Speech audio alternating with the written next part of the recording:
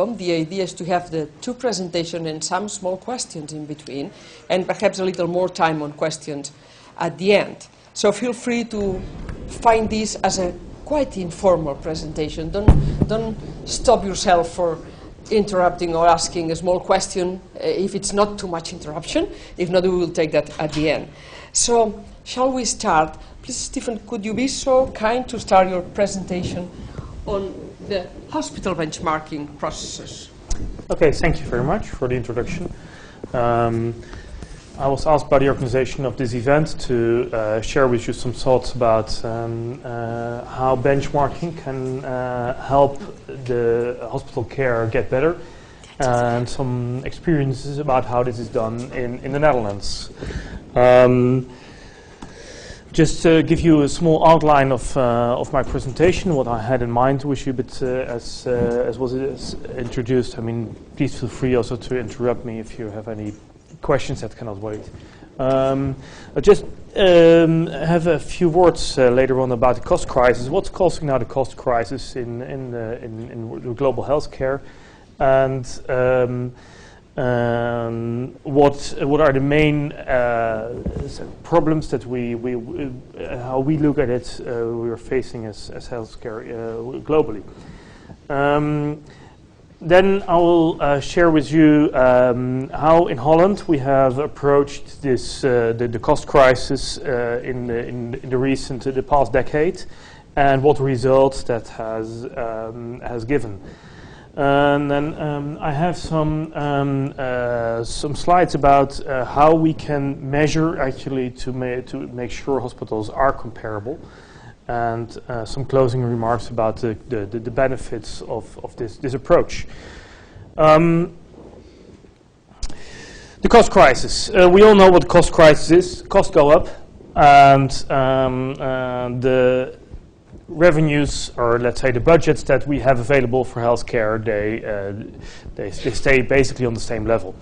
That has to do with the financial crisis globally. We just have not enough money to pay for all the healthcare that we need to deliver. And why do we need to deliver so much healthcare? Let's say in Europe, a lot of discussion is about the aging of the population. And I would doubt whether really the aging population is, in the end, the most driving factor in cost going up. I would more or less argue that also the availability of new technology, but especially also the availability of information, is a very high cost driver. And what do I mean with the availability of information? Nowadays, patients know what's available. I was in a rural village in Kenya, a Maasai tribe, and a little kid got sick. And the nurse in that specific village didn't know what the disease was, but at a certain point the doctor comes up and says the kid has this disease. Well, normally a kid would die. Now this nurse, she's a clever nurse, and she goes walk 2 days to a nearby city where she has access to internet. And there she looks up what's available for this kid. And in the end, the kid gets treated in Nairobi and heals and has probably a happy life afterwards. I don't know the end of the story. But the problem is here, the good thing is that new technology is available for a kid that was never available. And the same would apply to any of you or any of your family members that get sick.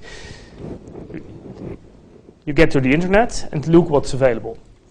And the population gets well informed about what's available, and by that also demands more.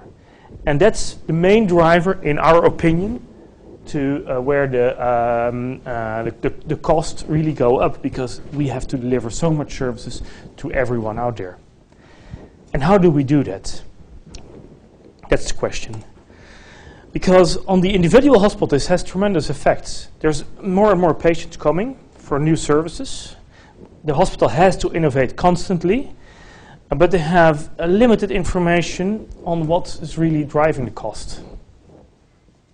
And they have even less information about whether their costs are more or less comparable with others. I mean, they are working with doctors that that have been working in that facility for 10, 15, 20 years. How do we know that they are doing the most up-to-date procedures? How do we know that they keep up to speed?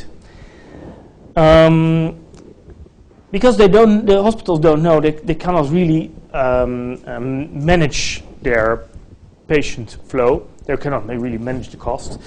They tend to focus on high-yield procedures.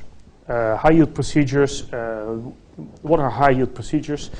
Procedures where technology has improved dramatically so that we can provide it cheaper. Currently, a hip surgery takes maybe in most Western European hospitals about 1 hour, 20 minutes. 10 years ago, a hip surgery was 2.5 hours. As revenues are likely to be still based on the situation from 5 or 10 years ago, in hip surgery, revenues per patient are good. In other areas where development has been less fast, the revenues per patient are less good. So hospitals tend to, especially if they need to survive and they need to make money, they can focus on those areas where they can maybe gain a bit of money.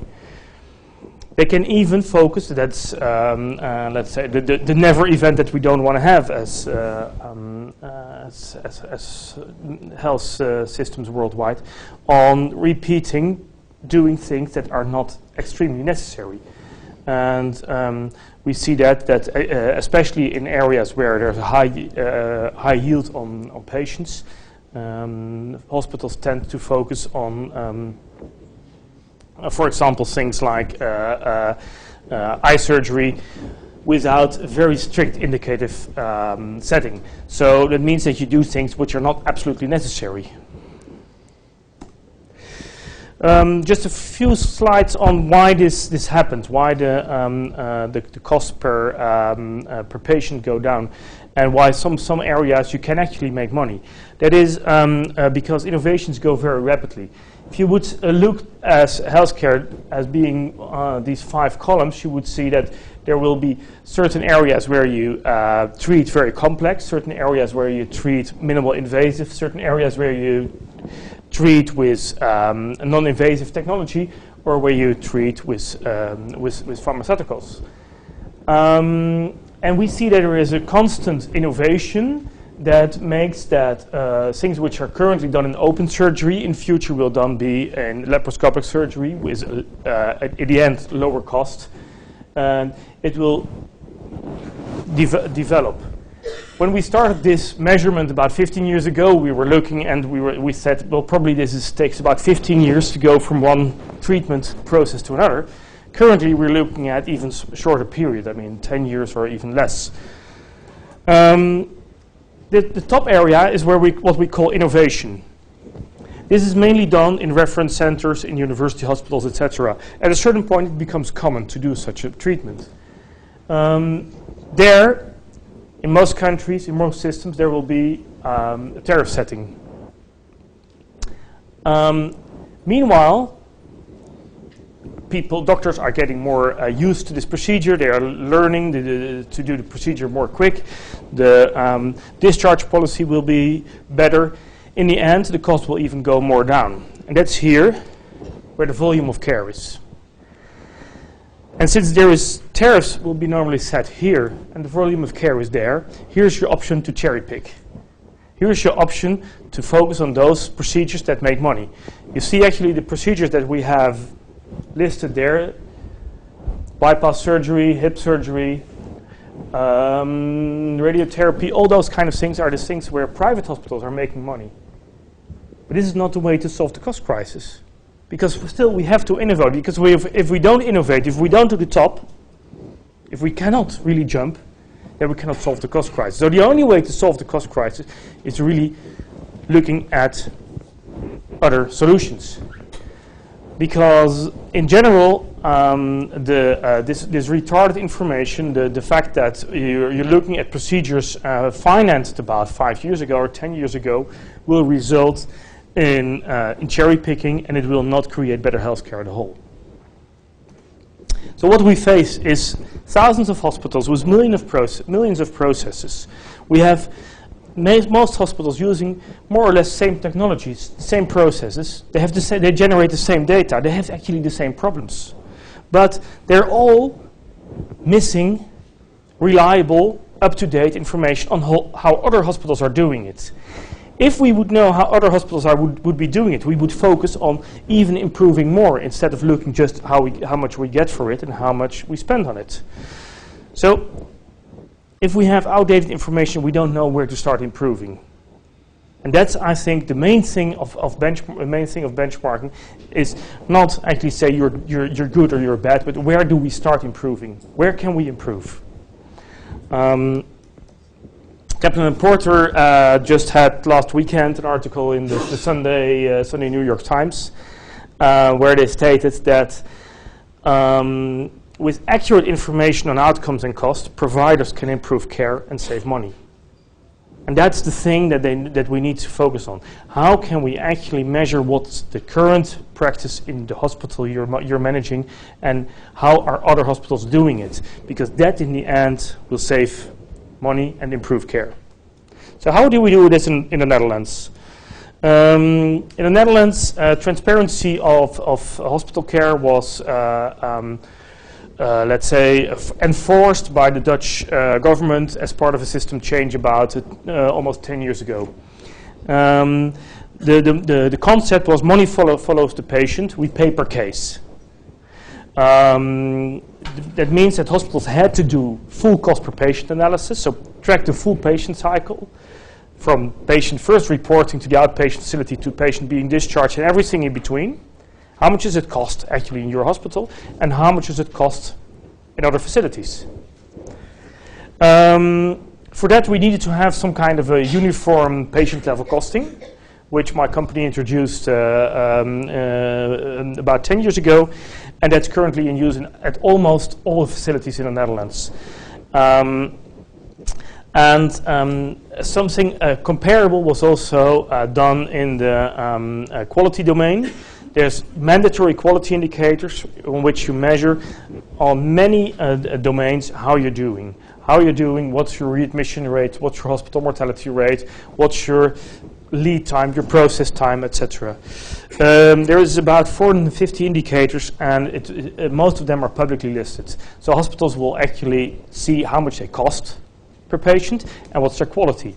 And the concept is that payers, let's say the insurance companies, only pay those facilities that have reasonable cost and good quality, good outcomes. Currently, the trend is that there's a tremendous flow of new indicators, new quality indicators coming up every week or every couple of weeks. There's new indicators coming up because we don't want to measure the healthcare of 5 years ago. We want to measure the healthcare from today. It is important to see that, I mean, what we measured 5 years ago was where we focused on, and then 5 years later we have improved. So we want to see how healthcare is delivered today. Almost all Dutch hospitals partake in this kind of benchmarking to continuously focus on areas where they can either financially improve or quality-wise improve. That means that hospitals know very well where they are standing. So they know on which diseases to focus to improve, or which they probably can better stop treating because they're not doing it well and they're very expensive. Or diseases where they can focus on because they are better than other hospitals. And they know it mostly in advance. They know it earlier than people in than let's say the public domain. So a doctor would know how he did last month, and instead of reading in a newspaper that his hospital was not good, he would know it way in advance and had still possibility to react. Where in a lot of situations we have seen that this kind of information gets in the public domain and the doctor doesn't have any time to react anymore. So it results in a strong improvement in both efficiency and quality in care. Quality of care. The Dutch system in this respect also rates very high. The Commonwealth Institute has analyzed a few systems and came up with a lot of green areas for the Netherlands. The only really exception is maybe the patient-centered care. The patient is not in the center of the process in the Dutch approach. You would rather say that the process is more important than the patient at some times, but in generally speaking, the Dutch system rates extremely well. This has been a result, I think, of continuously focusing on those areas where process optimization is possible. Just for a remark, the Netherlands is amongst, I think, the few countries in the world where there is a universal health insurance, where everyone gets the same level of care. So how do we measure that? How is it possible to make sure that hospitals are really comparable? Because that's, of course, the golden egg here. If you can really make hospitals comparable, then you can focus on differences. So measuring in hospitals, I would say data is abundantly available. There is so much data in hospitals that it's not about finding the data, but it's finding the information, finding what is really below all those data. Because when we first enter to a hospital, we see that there is hardly any feedback on the data which is in the system. So everyone says, don't believe the data which is in the systems, because it's not true. There are differences between what's actually going on and what's in the systems. So the data quality is questionable, and that's because there's no feedback. Only if you start feedback to people who actually do the administration, you'll see improvement of the data.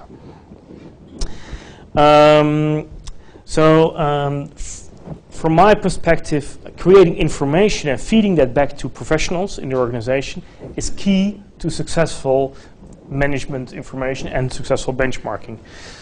Also important is try to avoid unnecessary data collection, additional data collections. Make proxies. Because there is so much registration, and nurses and healthcare professionals do so much things much better than writing down what they actually do. They're just good healthcare professionals. They are not good administrative people. So make sure that we don't overload them with additional data inquiries, because we have already the patient record, and in the patient record is stored so much about what's actually going on in the hospital. We know exactly the timestamps of about everything what's going on in the hospital. So why don't we use that better? Why don't we find a lot of indicators, very relevant indicators, from the patient file? We can see, for example, the time between CT scan and the theater, which is some kind of an access time, which shows us very well how good we're doing. We can see reoperation rate. We can see the share of endoscopic surgery, which shows you a bit about the innovation work we do. We can have patient characteristics, which helps us in making the case mix comparable between hospitals. So what we always try to do in the Netherlands, when we try to make hospitals comparable, we start with grabbing all that information that's already there. And then it is important to create accessible information from all this information that is from all this data which is there. For example, patient level costing, which shows exactly the cost per patient. Make sure, of course, it's harmonized. Make sure it's comparable. Quality measurement, the same. Make sure it's accessible. And resource utilization. How much patients did we treat with the crew that is with the nurses? So make sure all those the information that is makeable from our current information systems is already made available, and then compare it with other hospitals that do it the same way. I know it is possible over multiple systems, over multiple borders, over multiple cultures. You can actually compare and make apples to apples. It is possible. Essential there is that you have some kind of a common source, that you have same way of looking at the data in different institutions. So don't make indicators. Don't try to calculate an indicator in that hospital and make an indicator in that hospital and try then to compare it. But take data from both hospitals, make the indicators at the same way, because otherwise you get apples to oranges. And then you would get information like really being able to compare relevant information. For example, here we have like a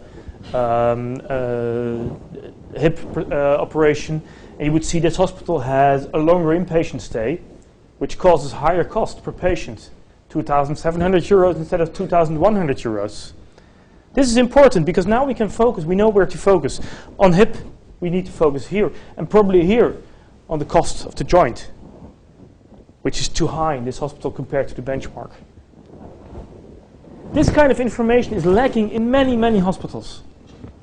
And creating this and having a relevant peer group where we see that, okay, in this peer group, the cost of the joint replacement was 6,600 euros.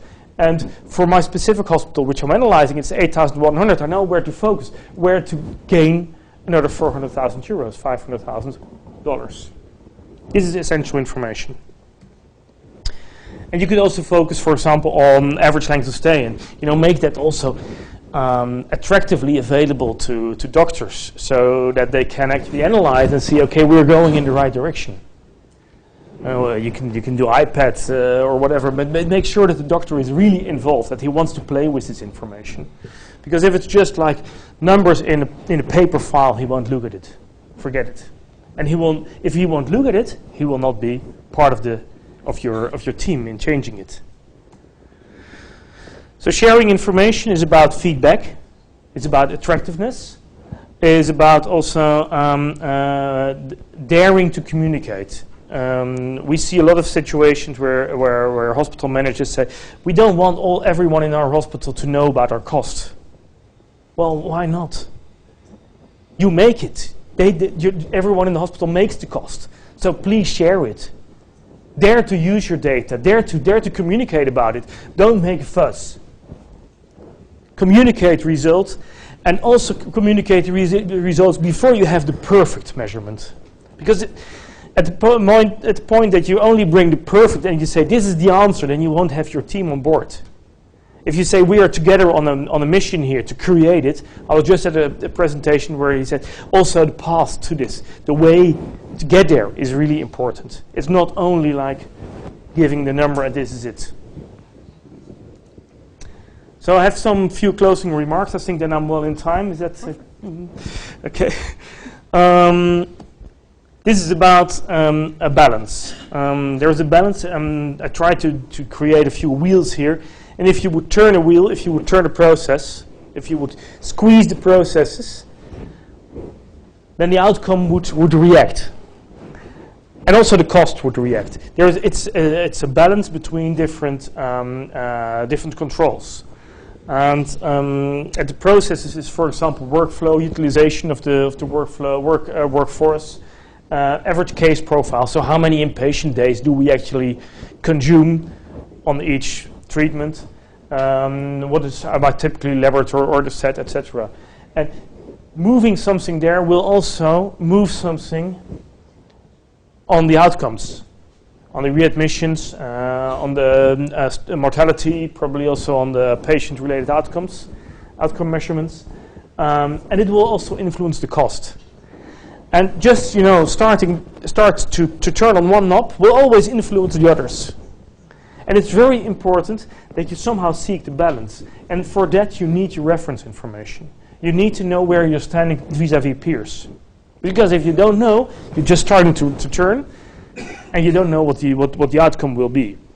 And so therefore you need instruments. And I think getting this kind of instruments on a global scale is what we see really as the holy grail for management information in hospitals, is to have this kind of reference information available on all three aspects. So both on utilization, both on cost, but also on quality outcomes. Because if you do so, if you really enter into this kind of processes, then you would be able to strongly focus on your strategic position. Really know, okay, this is the area where I want to be good. This is the area where I want to earn my money, and you can actually focus on doing so.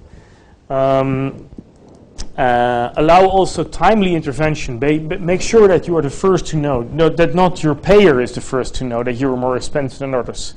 That not, let's say, the healthcare authority is the first to know that you are weak in certain quality indicators. Make sure that you are the first to know.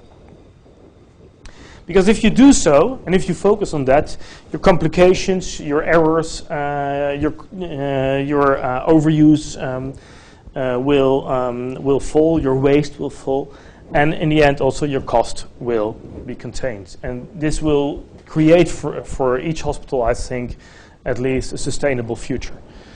I would say this is that would be probably my remarks for the day.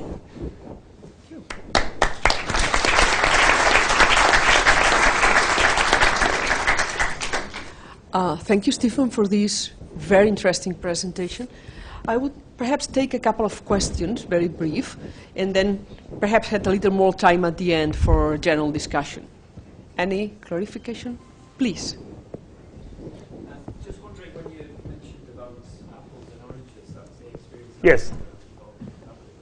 You just lost me a little bit in terms of the style of me, but how do you actually take the information from two very different services and actually find some sort of common benchmark for it? I think that the basics is that you create groups of comparable hospitals from, let's say, size and relevance.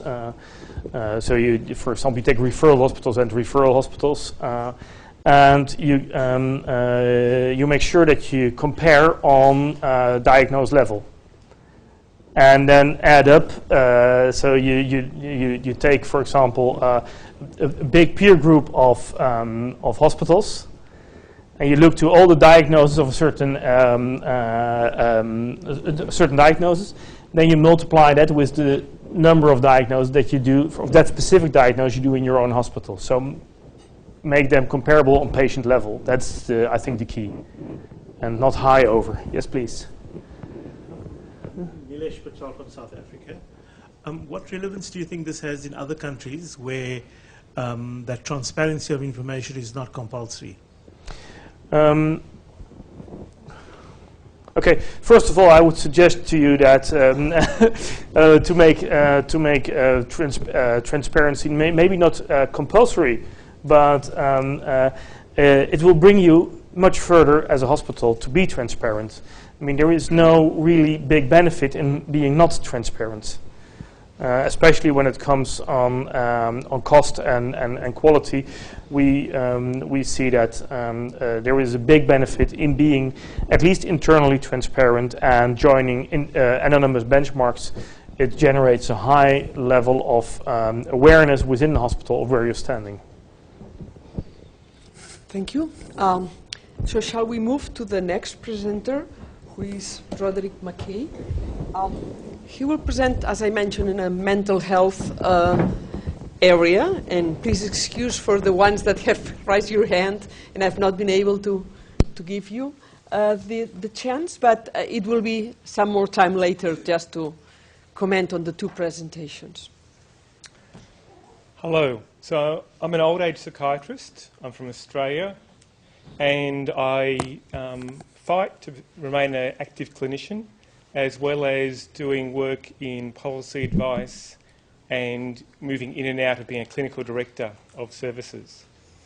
And I have a strange passion for information, and that's led me to being the chair of a national advisory panel about the use of information in mental health. And so what I'd like to do today is to talk a bit about why you benchmark and thinking about the context of what's happening in your health system and how that influences what you benchmark and how you benchmark. And I'll do that through looking at the developments in Australia around quality initiatives in mental health, hopefully to give you an idea of some of the options for changing the quality culture in mental health systems, the importance of considering governance systems in choosing your options, because how systems are governed has a marked impact on what can and can't work. Thinking about benchmarking as a process rather than just the setting of a benchmark as a number, and the importance of adapting benchmark to your actual needs. Australian mental health services, I think an important thing to realise is in Australia we have a federated structure, so we have different states, each of which are independent in terms of their healthcare provision of public services within hospitals and some community services. We then have the federal government, which funds most of, although not all, community services as well as residential aged care services. And then we have non-government providers who provide mostly support services, and then a smaller private sector in the hospital sector as well. So improving quality actually means that you have multiple systems that you're trying to move forward rather than just one system you have control of. And the other really important thing to think about when you're moving forward with quality is what is happening with the overall system. And so Australia has been going through some significant changes in terms of the large picture quality initiatives. And at the end of these slides, and if you do an upload, I have references and links if you want more information about any of the things I go over. We have had for some time a national health performance framework, so that looks at 3 tiers of health performance. So looking at the health of the nation, what are the determinants of health, and the actual health system performance. We are moving into an era of activity-based funding. And I say moving into because it is something which Australia has only semi-implemented to date. And that has influenced the way we do benchmarking and what we focus on benchmarking now and what we'll focus on in the future. So I've now been through 3 rounds of benchmarking, first as a participant and then 2 rounds as a facilitator, and each has been done differently. And if you're doing benchmarking, you have to be prepared to change what you're focusing on and change the way your methodology for your benchmarking to meet the needs of services. We also have fairly recently set up a commission on safety and quality in healthcare to try to set a national agenda rather than state agendas around what are the priorities for healthcare. And we have had for quite some time a national accreditation scheme that is run by a non-government organisation, and there are 2 organisations, but one is the dominant one, which is listed there. Australia, therefore, has been having a fair degree of central control in the context of a lot of fractured services. And we're currently in the process of now moving back to saying that we think it is very important for those local services to have their own control. So therefore, the dynamics of how you work with services in a benchmarking context changes as well. And so I'll try to talk a little bit about that. Within mental health, Australia first developed a mental health strategy in 1992, which actually was endorsed by all the state governments and the federal government as a partnership, and has largely moved forward in partnership since that time. We've had 4 national mental health plans, which have been guidance for the states rather than mandated standards or actions they must take. And there's been variable use of funding to drive those changes through providing incentives for those changes. However, also going into a stage where there's increasing risk of conflicting plans. Mental health has been getting more focus, but as it's been getting more focus, there have been more players putting their hands up to say this is what should be happening. And so we currently, as well as having a national mental health plan, have a Council of Australian Government's National Action Plan on Mental Health, a roadmap, a blueprint, different state plans, and we have now got mental health commissions starting and their own plans. And so it becomes even more important to actually look at what are we doing as individual services and what do we want to improve. Because if you're looking at the national direction, you have a real risk of getting lost.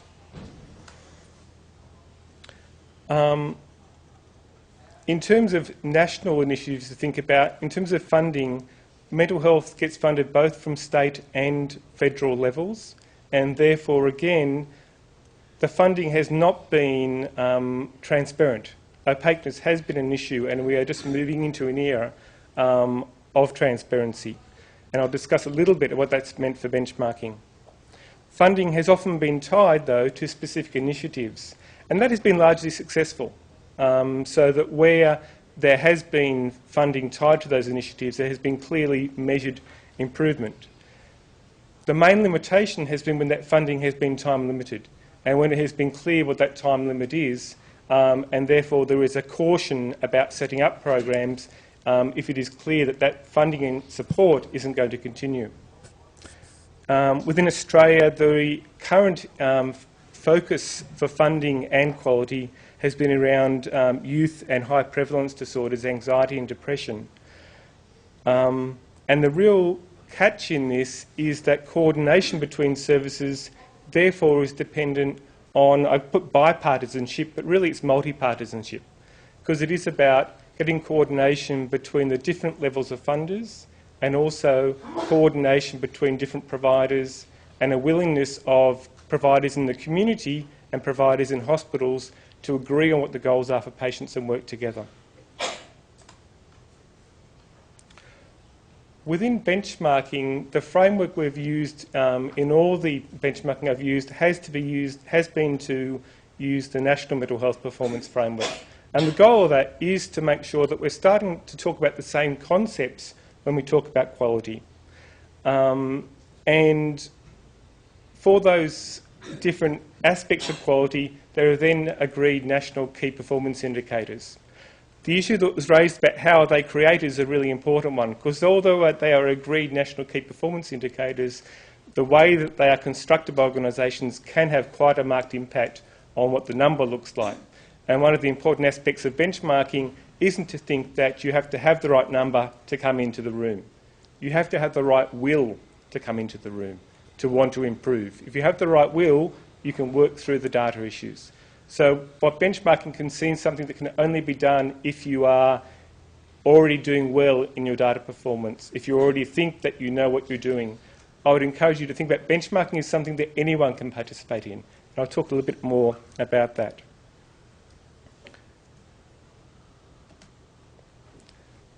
The other, I think, major initiative we had on a national level within mental health is to develop a national safety and quality partnership, which is where the states and the Commonwealth have come together to say what are the key areas that we want to focus on.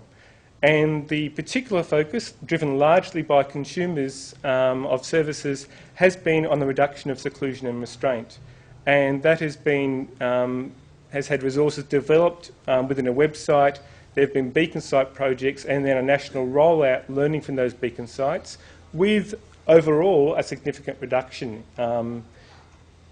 in restraint. That has then been building in that initially there was no data or very poor data if you look across the country about restraint and seclusion use. As it's become a focus, therefore there's been a national system or a system within each state to collect the data about seclusion so it can be compared and then compared at a national level. So it's an example where services have come together without any data at all, started discussing their practice and then started to build up their actual data. The other two national clinical collaborations initiatives that are particularly relevant obviously is benchmarking but also routine outcome measurement. And I'll mention that a little because I think it's a concept that has been particularly discussed in mental health, but probably not as much outside of mental health. And routine outcome measurement essentially is a system for collecting agreed standard measures about a patient at agreed points in care. And in Australia, they are then divided by the setting care is provided within and the age of the person, whether a child, adolescent, adult or older person. And the measures are both clinician-rated and consumer-rated. And there's a lot more information about that you could find at the website if that is something that you're interested in. The three stages of care that, 3 points in care at which those measures are taken is at admission, at agreed review times, and then at discharge or transfer of care between settings. And what that means is you have information about the status of the consumer at each of those points, or you can look at the change in the consumer between different points. the status is a very simple, well, a relatively simple thing to do. And we do quite well at looking at status information. To look at change information means that you have to be able to identify electronically and make sure you have the same person at the different points in time. And that has been something which has been more challenging. So whilst in general we're looking at nationally having information, roughly we think in the order of about 70 to 80% of people when they come into a particular setting of care about their status, that drops down to about 25 or 30% we think. We're trying to confirm the exact numbers when we look at change in their status from admission to discharge. And a lot of that isn't about not having the information there, it's about being able to do that connection between the data and make sure that's done accurately. So the data from routine outcome measurement then can be used in quite a number of ways, and I think the answer is it is used in a number of ways, but not everywhere. It can be used directly in the patient-clinician interaction, which may well be where it's most powerful. So you can discuss both how you see the person versus how they see themselves, or how you see progress in their care. It can be used at the level of team management and improvement. It can be used to senior clinicians in reflective practice. What am I doing well in? What am I not doing so well in? In supervision for research. In the UK in particular, they have been exploring how that can be used for funding, although Australia is looking at most likely not going in that direction. And it can be used for benchmarking, which I'll discuss. The utilisation within services really varies from excellent to quite poor in some services, and that is one of the major challenges, is how you spread from those services that engage into the services that engage less. And we are currently undergoing a national stock take to look at what have we achieved well with the routine outcome measurement, and actually what should be our main focus moving forward. So benchmarking in Australian mental health services. The most commonly cited definition within Australian mental health services about benchmarking is from Boulevard, and it is concerned with the systematic process of searching for and implementing a standard of best practice within an individual service or similar groups of services. The focus in Australia is on the process rather than the setting of benchmarks. It is learning from each other, helping to share best practice, and then hopefully changing your own practice. We had a process for national benchmarking of mental health services that went from 2006 to 2008, in which we had 23 mental health organisations from across Australia, so across those different states and systems, who we found could come together, collect comparable data, and compare their clinical practices. And they were selected, and I think it's important in this case, because it was felt they had good clinical and data practice to start off with. Because the goals of this were to actually find out how well benchmarking could work, to understand and promote information sharing between organisations and find out what was required to do that, to identify what were the benefits and the barriers were for organisations, and to understand what would be required to spread that practice on a wider scale. And also evaluate the actual key performance indicators that we were using. And some of the ways that routine outcome measurement was used in that setting was to actually look at, we have picked a select group of organisations. Are the consumers that they're seeing actually similar to the consumers that are being seen by the rest of the mental health system? And so what we did there was we used information from the HONOS, which was one of the outcome measures that are used in Australia. And what we looked at, the HONOS has got 12 independent subscales that look at the severity of problems that the person has in different domains. And what you see here is a graph that looks at what was the national average mean score on each of those domains for all the services in Australia who are submitting data versus the services that were in the benchmarking. You can see there's a very close overlap. Now it raises the question, well, does it mean you've just got a scale that actually can't tell the difference between services? And I can tell you from looking at then going to state benchmarking, it's a very different picture where we actually see marked differences between services. So what we found was that by being a select group of services, we had a more homogeneous group of services, but we could actually see that by using the data that we had available.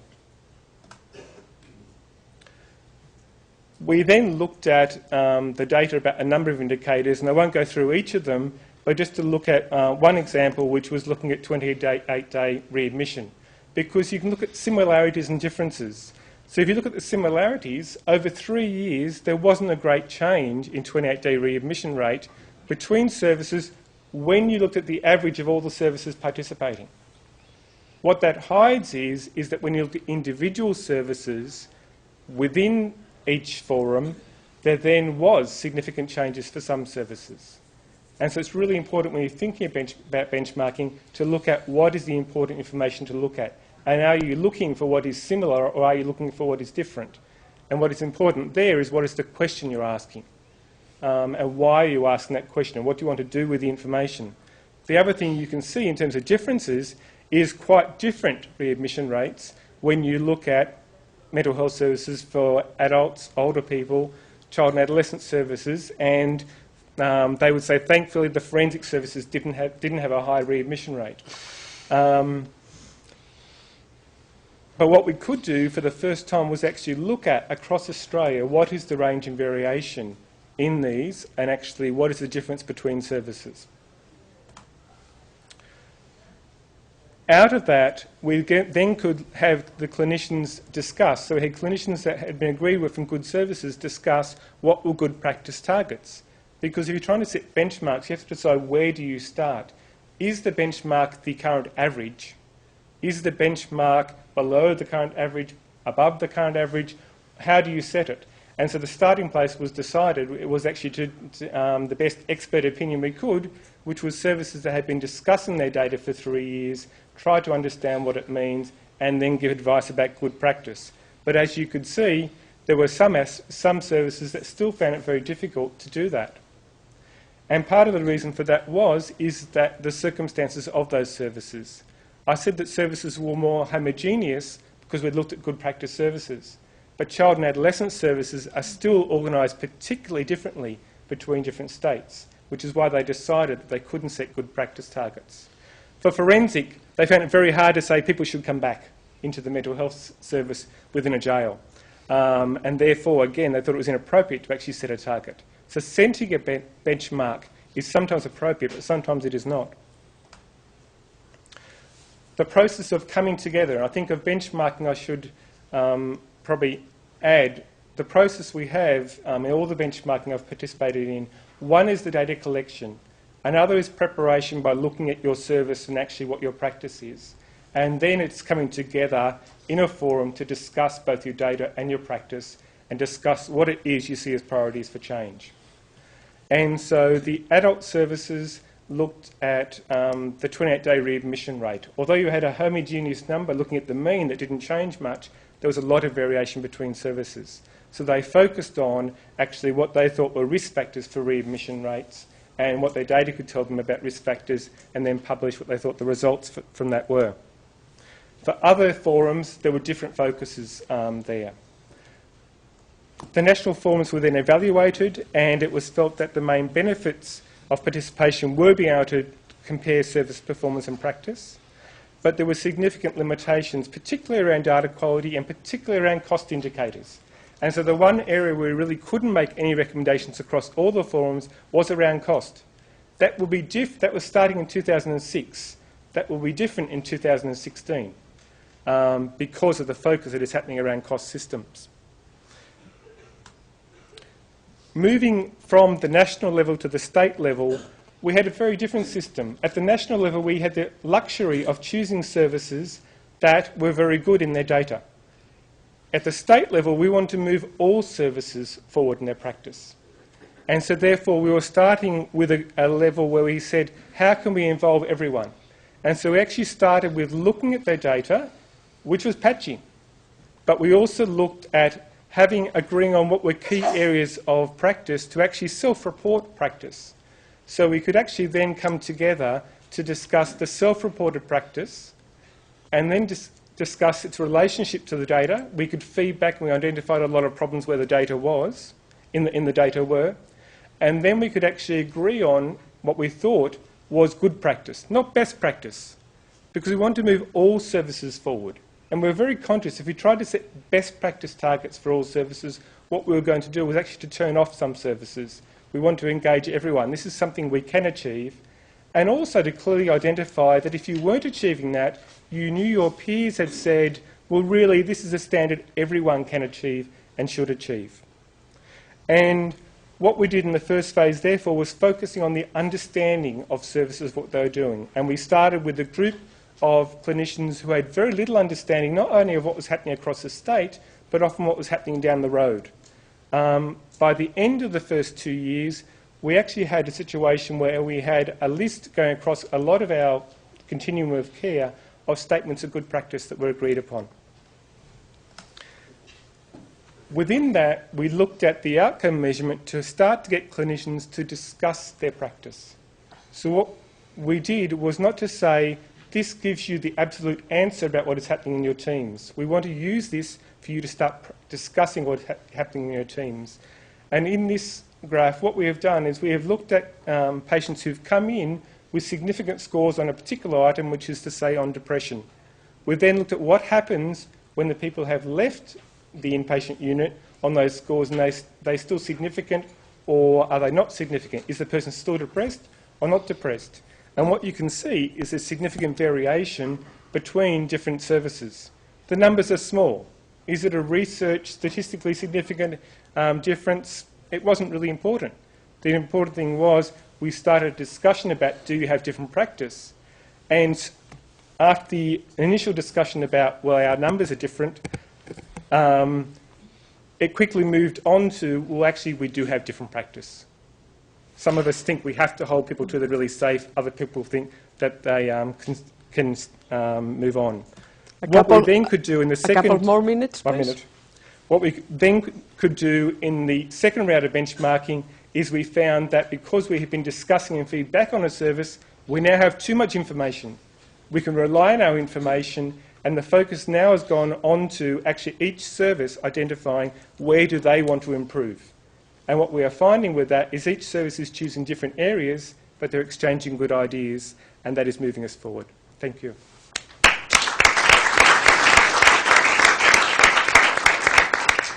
Thank you, Roderick, for this very interesting presentation. I will take one concrete question for him, and then open the floor for any question you want to pose to both presenters. Yeah, excuse me. I have two hands. Sorry. I mean, usual.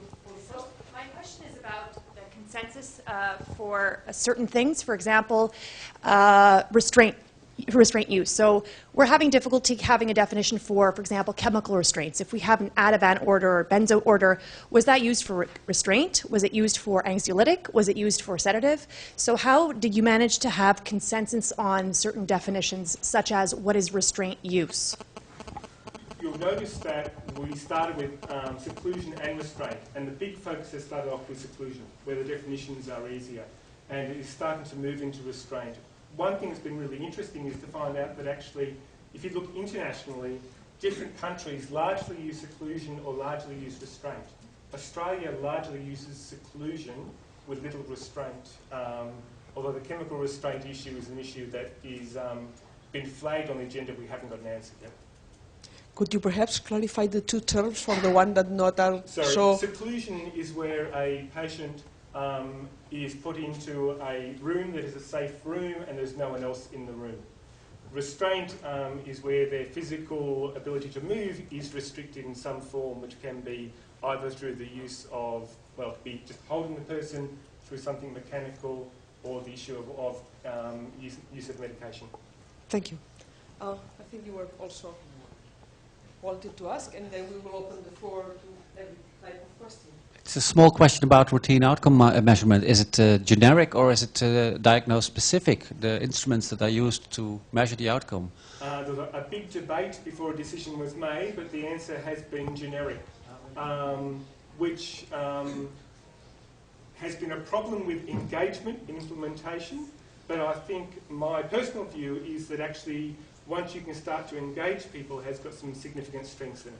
Okay. Other questions for both presenters? Yeah. Please. Could you introduce yourself, just briefly?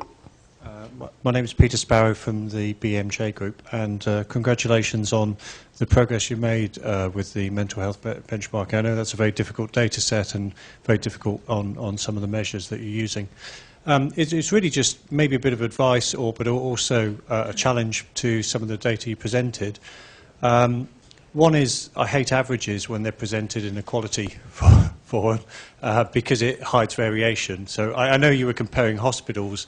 You had a control group which represented the main group, but obviously I'm sure you agree that actually it's the variation that's very interesting.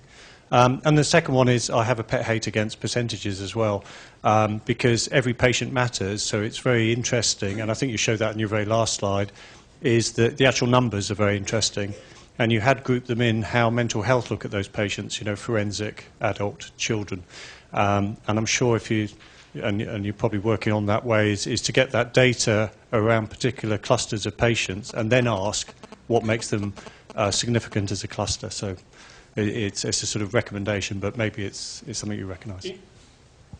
In the actual benchmarking, we actually do look at the numbers as well as the percentages, and actually we look at the variation as well as the mean.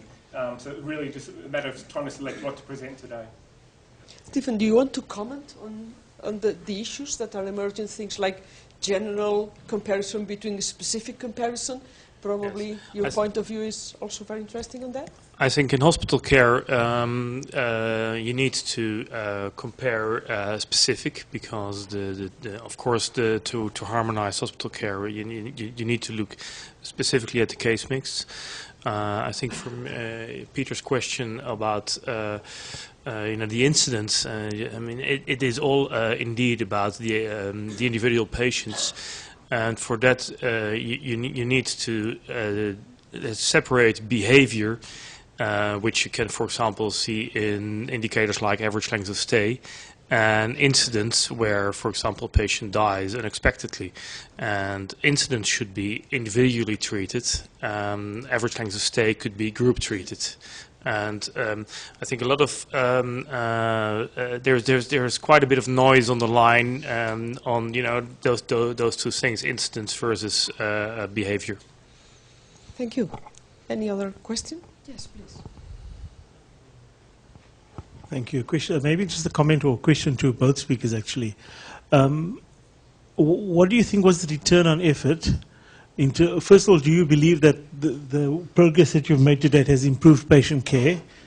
And secondly, what do you think the return on effort has been in terms of the amount of effort put into maintaining and establishing the database and sustaining improvements in patient care? I think has it improved care? At the end of the national benchmarking, which if you remember, the focus was on can this work, I'd have to say I wasn't totally sure. In the state benchmarking, I'm sure it has. We haven't got, I don't think we have a service that hasn't reported something that changed to improve care as a result of coming together. We now have standards for care where we had no standards. So I'm quite confident it's moved forward progress in care. In terms of return on investment, the investment for the state benchmarking has been very low, because actually, and our state has got, I think it's between 6 and 8 million people, give an idea of the size. The investment was a project officer to start up, which we had for 2 years as full-time. There's now a part-time project officer, and there was some analyst time in preparing the data. It is then the time of the people coming into the room and preparing the forums. So actually the data collection is all data that was collected anyway. It's no additional data collection. What about? I think for the approach that we've been taking, the same applies, that there is no or hardly any additional data collection. I can be pretty, let's say, I have very concrete numbers about what is cost to hospitals that participate with this kind of benchmarking project. Most of them allocate about 1 full-time staff to this kind of work on planning and control. And I think if you look to the size of the hospitals, which have multiple thousands of people employed, to have at least a bit of a clue on how you do on quality and performance. The return on investment is weeks, not months. The improvement in quality, I would say that the quality indicators that have been focused on in the past years have developed dramatically well. As soon as you put it into the